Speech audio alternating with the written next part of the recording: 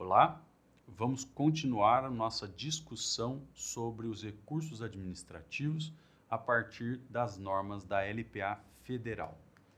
Nessa aula específica, vamos conversar um pouco sobre alguns avanços da LPA Federal em relação à admissibilidade dos recursos, em relação à compatibilidade da decisão com súmulas vinculantes e também vamos tratar do polêmico tema da reformatio impejus, ou seja, da reforma para pior da decisão administrativa que é submetida a recurso.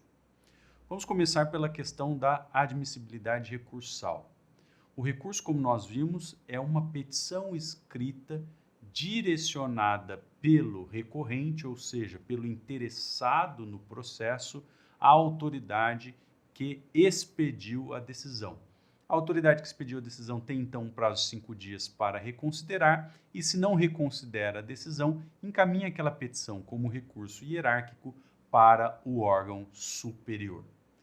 No entanto, antes de se analisar o mérito do recurso, antes de se analisar o conteúdo do recurso, é preciso que se faça uma análise formal, é preciso que se diga se o recurso pode ou não ser recebido, pode ou não ser conhecido.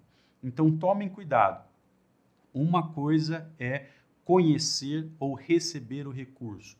Quando nós falamos de conhecimento do recurso, recebimento do recurso, nós estamos falando de sua aceitação para análise. A análise propriamente dita, porém, é um segundo passo, tá certo? Então, se o recurso não passa pelos requisitos de admissibilidade, esse recurso não será conhecido, não será recebido. E quais são esses casos em que o recurso deixará de ser conhecido? Bom, o artigo 63 da LPA Federal traz 4 casos. O primeiro caso é o do recurso intempestivo, o recurso interposto fora do prazo. Como nós vimos, o prazo geral da LPA Federal é de 10 dias, mas as leis setoriais, as leis específicas, prevêem muitas vezes prazos diferentes desse de 10 dias que está na LPA Federal como um prazo geral e de aplicação subsidiária. Uma segunda situação de inadmissibilidade do recurso é a que se dá pela incompetência do órgão a que se direciona aquele pedido. O recurso tem que ser direcionado a um órgão que tenha competência para julgá-lo. Se o recurso, como petição, é direcionado incorretamente, ele não poderá ser admitido, não poderá ser conhecido, recebido. A terceira situação é a de inadmissibilidade por falta de legitimação do recorrente. Nós já vimos que o recorrente é o interessado no processo, não é qualquer pessoa que pode recorrer. Então, é possível que, num caso concreto, um determinado indivíduo que não tenha a situação, que não tenha a posição, o status de interessado, apresente recurso, mas esse recurso não poderá ser aceito por falta de legitimação dessa pessoa. E, em quarto lugar, nós temos a inadmissibilidade por exaustão da esfera administrativa. As várias leis que tratam de recurso administrativo prevêem a quantidade de instâncias que nós temos para discutir um processo, para nós analisarmos uma determinada decisão. Na falta de uma disposição das leis especiais, a LPA Federal prevê uma regra geral de 3 instâncias, ou seja, aquela decisão poderá ser rediscutida em no máximo 3 instâncias. E, portanto, se nós já estivermos na terceira instância, a terceira instância se manifestar sobre o recurso, não pode o recorrente formular um novo recurso para uma quarta instância, tá certo? Agora, existem processos de instância única, como eu já mencionei em aula anterior. Isso é muito típico, inclusive, em agências reguladoras. Se a lei prevê instância única, naturalmente não se poderá interpor recurso hierárquico algum. Por que não há possibilidade de recurso hierárquico algum? Porque não há uma segunda instância para aquele tipo de processo. Tá certo? Pessoal, um detalhe aqui importante. Se o recurso não for recebido, não for conhecido, porque foi direcionado a um órgão incompetente, o artigo 63, parágrafo 1º da LPA, exige que o órgão indique para o recorrente quem deve receber aquele recurso, quem deve tratar daquele recurso e, além disso, a lei exige que se devolva o prazo de recurso para o recorrente, tá certo? Então, se nós tivermos um caso de inadmissibilidade por incompetência do órgão que recebeu a petição, nós devemos, em primeiro lugar, garantir ao recorrente um novo prazo, a devolução do prazo, e, além disso, o órgão público deve cooperar com o recorrente, instruindo o recorrente, explicando ao recorrente qual é o órgão efetivamente competente para julgar aquele pedido. E isso é muito, muito importante porque a administração pública é complexa. Cada uma das várias autarquias, fundações, consórcios, ministérios, secretarias que formam a administração pública têm uma estrutura própria e os trâmites recursais nem sempre são tão claros. Por isso que essa regra é relevante na prática.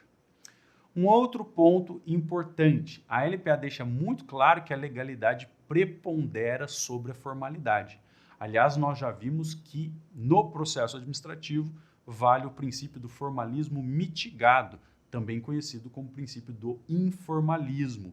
E isso significa que o fato de um recurso não poder ser admitido não deve afetar o poder-dever da administração garantir a legalidade do processo. Eu vou repetir isso com outras palavras, porque isso é muito importante. Imaginem que em um determinado caso, o recorrente apresente o recurso fora do prazo. E nós teremos aí, então, um caso de inadmissibilidade do recurso por intempestividade. Ainda assim, caso aquela petição demonstre para a autoridade que existem vícios graves de ilegalidade, o fato do recurso estar fora do prazo e não poder ser admitido, não retira da autoridade o seu dever de, conhecendo fatos ilícitos, tomar as providências para resolver a ilegalidade, para afastar a ilegalidade. E de onde que eu tiro essa afirmação? De onde que eu tiro essa conclusão? Bom, notem aí o que diz o artigo 63, parágrafo 2º da LPA Federal. O não conhecimento do recurso, por intempestividade ou qualquer outra razão, não impede a administração de rever de ofício o ato ilegal, desde que não ocorrida a preclusão administrativa. O 63 diz, na verdade, que o não conhecimento não impede a administração de rever o ato ilegal. No entanto, eu interpreto esse dispositivo de maneira um pouco diferente. Eu diria o seguinte: o fato de o recurso não poder ser conhecido não afasta o dever da administração corrigir ilegalidades. Vejam, a administração não tem uma opção de corrigir ou não a ilegalidade. Ela pode, até convalidar aquele vício, mas alguma medida ela tem que tomar diante da ilegalidade, ou convalidar ou anular. O que não pode acontecer é que a administração utilize o formalismo, utilize as regras de admissibilidade recursal para se esquivar do seu dever de controlar atos ilícitos que eventualmente tenham sido praticados no processo. Eu também gostaria de destacar que uma das causas de inadmissibilidade que nós vimos se dá por ilegitimidade recursal, ou seja, o recurso pode deixar de ser admitido, de ser conhecido, porque aquela pessoa física ou jurídica que interpõe o recurso não tem legitimidade para tanto. Então nós precisamos responder o seguinte: quem são as pessoas, quais são as pessoas legitimadas a interpor recursos administrativos? A resposta a essa pergunta consta do artigo 58 da LPA Federal. E o artigo 58 reproduz de maneira praticamente idêntica, com algumas alterações, o artigo 9º da lei. O artigo 9º da lei, como nós já vimos em outra aula, é o artigo que trata dos interessados. E mais uma vez repito aqui, interessado no processo administrativo é o equivalente à parte do processo judicial. Então vejam, quem tem legitimidade recursal? O interessado. É o interessado que tem legitimidade recursal. É a pessoa física ou jurídica que é titular de um direito ou interesse que está sendo debatido e afetado no processo. Tá bom? E isso vale, também vamos lembrar, não apenas para os titulares de direitos ou interesses individuais, mas também para os titulares de direitos ou interesses coletivos e também difusos. Outro ponto que eu gostaria de reiterar aqui, e já foi dito na aula em que nós tratamos das consultas e das audiências públicas. Uma pessoa qualquer que decida participar de uma consulta ou de uma audiência pública não adquire imediatamente o status de interessado e, portanto, não tem direito recursal. O recurso é uma peça que deve ser interposta exclusivamente pelo interessado.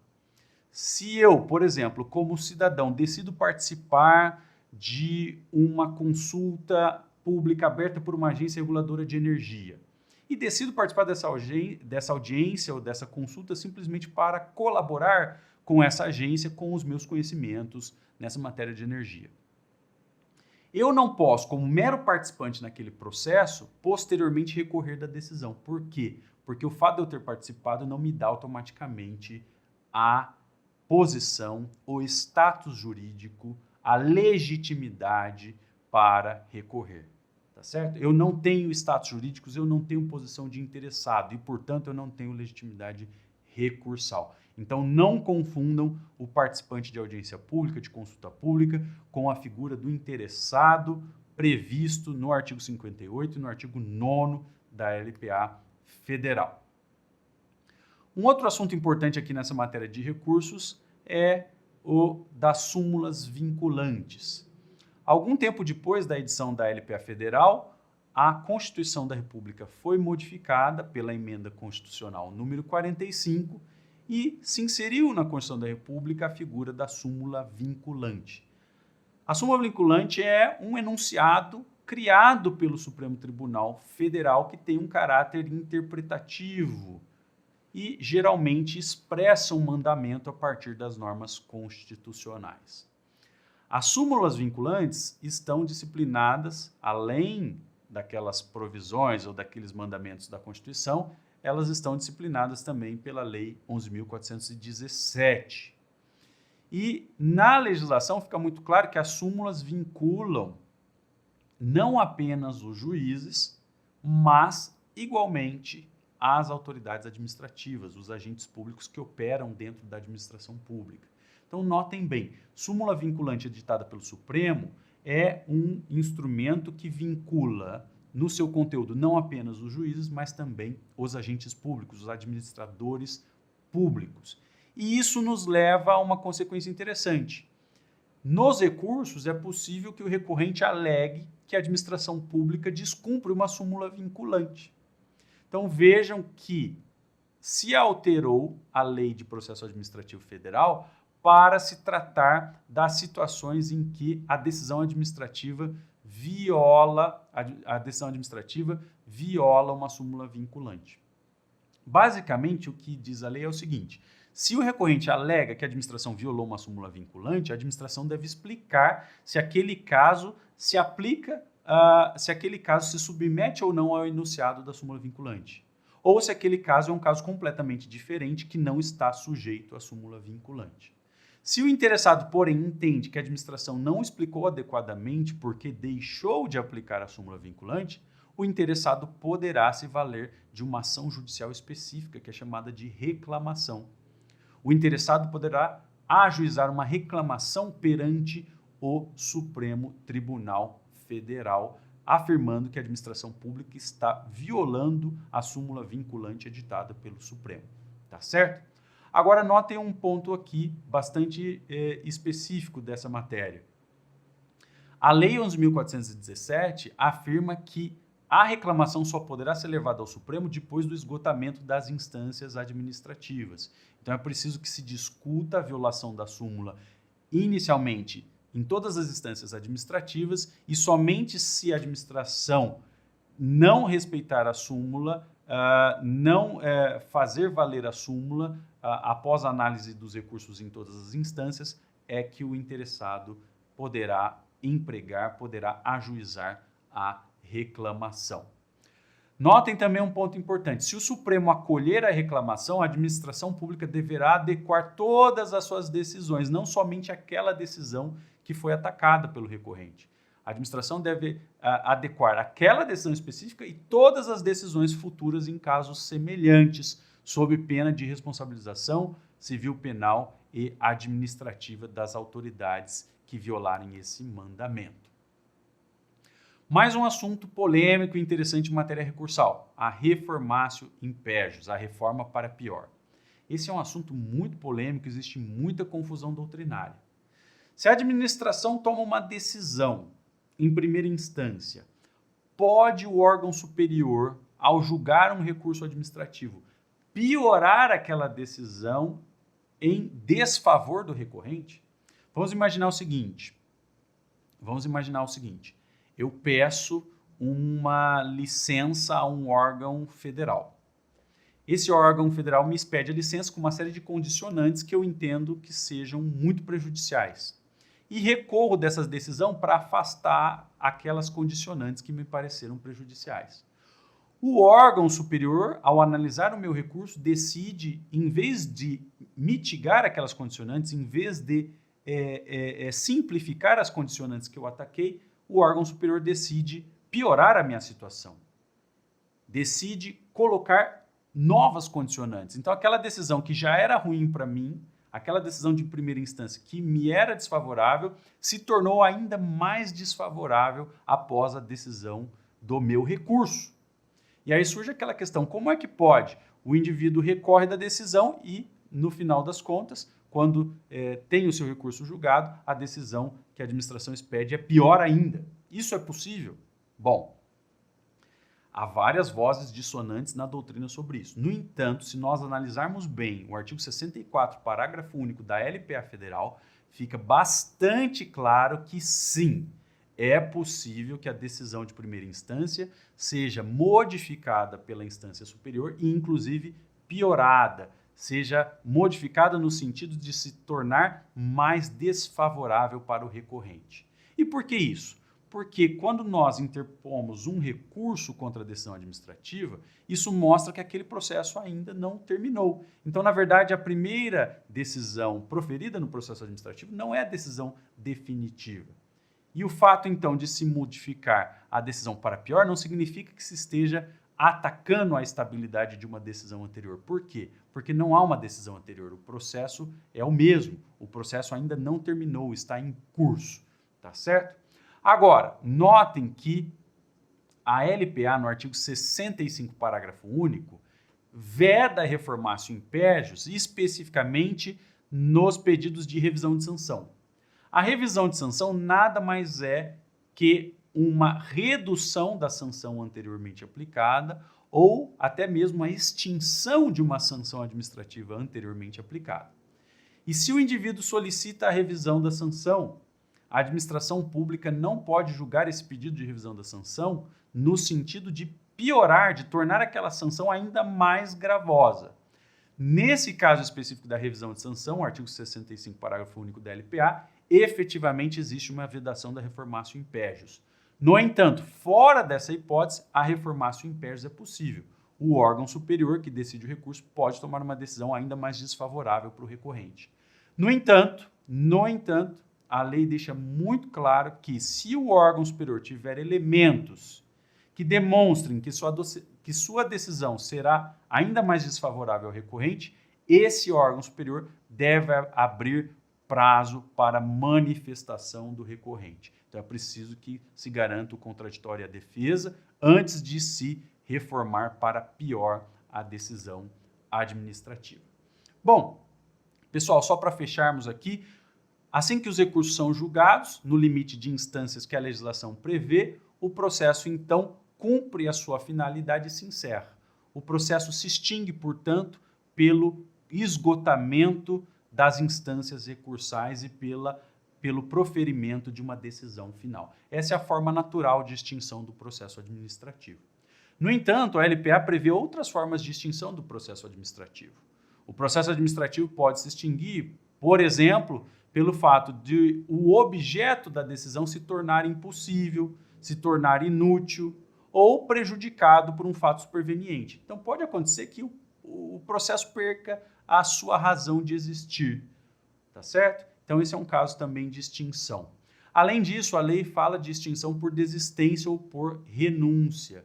É possível que o interessado desista do processo ou que o interessado renuncie a um direito seu disponível, um direito que está ali envolvido no processo. Então, a desistência e a renúncia também são possibilidades no processo administrativo e levam à extinção do processo.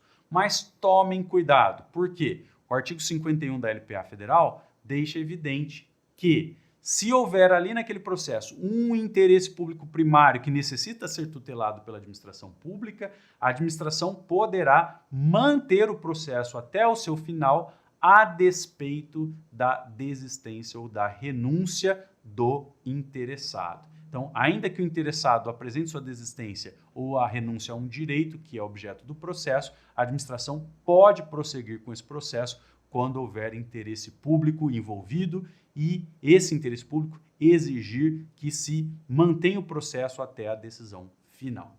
Tá certo? Então, com isso, nós concluímos essa análise da fase recursal dos processos administrativos e nos vemos em uma próxima aula. Um grande abraço.